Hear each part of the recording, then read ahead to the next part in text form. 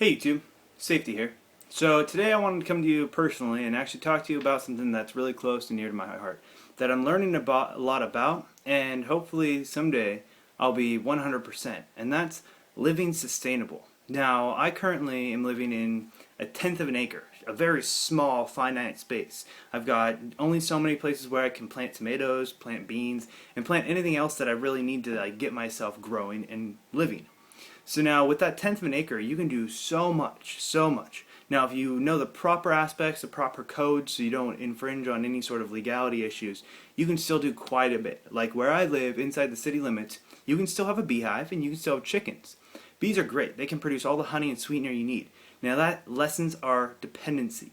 Now a lot of people hear the word dependency and they think, oh, foreign dependency, like, oh, oil, foreign oil, we are dependent on it, we need to get away. But in reality, all the foreign part means is Canada. Which really, if you think about it, it's not over in the Arab area where we're worried about like these terrorists that are going to get us, It's not like that at all. The war on oil, that's really just tricking us into going over and taking over that whole area. Yeah, oil might be a main driving factor in it, but in reality, foreign oil is not our issue. Our issue is dependency on anything except for our neighbor.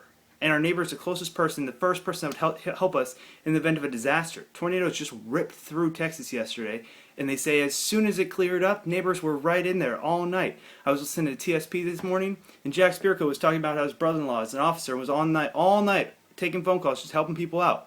That's what you do as a community. You come together. And here in California, people often forget that part. And I feel like even though we have a great community set up and building right now in Sonoma County, it's really, really, really hard to convince people to put down their video games, shut out their social media, and come back to reality and think, what can I do with my hands today, right now, on my break, instead of go out, buy some fast food, and kind of stuff my face. Now, no offense to all you people who had McDonald's or Burger King this morning or for lunch or whatever. You got a great deal. It's good, cheap food. If it helps your budget, go for it. But in all reality, there's a better way we can do this. And if you listen to TSP on the survivalpodcast.com, you'll hear Jack Spirko tell you all about how there's a much better way we can do this. Now back to my original idea, living sustainably. Living sustainably is easy to do, but it does take some time, and it takes a little bit getting used to. Now, like I said, you can have honeybees, but you can also have chickens inside the city limit. It's a really nice concept, because you can have chickens in your backyard, and every morning when you wake up, you can go out there with a little seed in your pocket, and you can pitch the seed on the ground, and the chickens can eat the seed. But then, you get to collect their eggs. And you collect those eggs, and you take them inside, and you break them up, and you get some rich protein right from your backyard. Your carbon footprint is if there's any carbon tax in the backyard and you step on them, that's your carbon footprint. Nothing. You went and got the chickens, but you raised them from chicks, you fed them, you took care of them, you sheltered them, and then they start producing food for you. And it's just a cycle. You keep it going.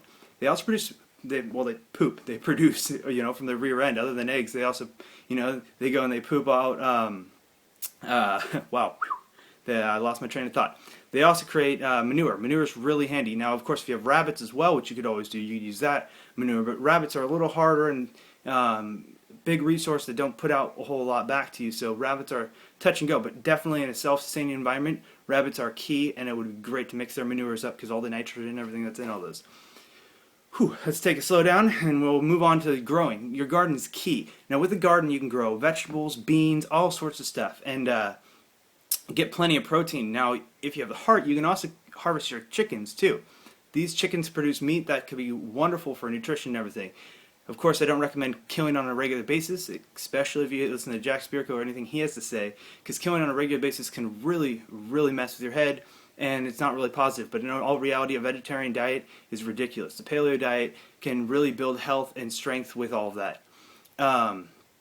We got honey, we got sweetener, we've got eggs, we've got breakfast, we've got chicken, we got breakfast, lunch, and dinner, really, anything you want to apply that to.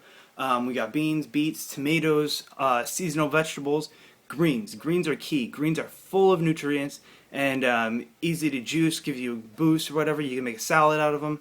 Rich, plus if you use the juicer, once you juice all your vegetables and your greens and everything, all that pulpy material, unless you plan on baking with it, you can mix it right back into your compost along with the rabbit and the chicken poop, and if you have ducks, duck poop, whatever else you want to mix to it, mix it up and create an amazing compost. Feed those worms, get your soil nice and rich, and really bring it back to the state that it's supposed to be at, and then you can water it, plant seeds, and get more vegetables, more food. The sustainability starts kicking in instantly. You've now created a process where your garden is producing stuff that can rebuild its own garden, and with a little bit of human initiative and ingenuity, you can get this going simply and really, really benefit from it. Now, like I said, watering. Watering is key. Gray water is a great concept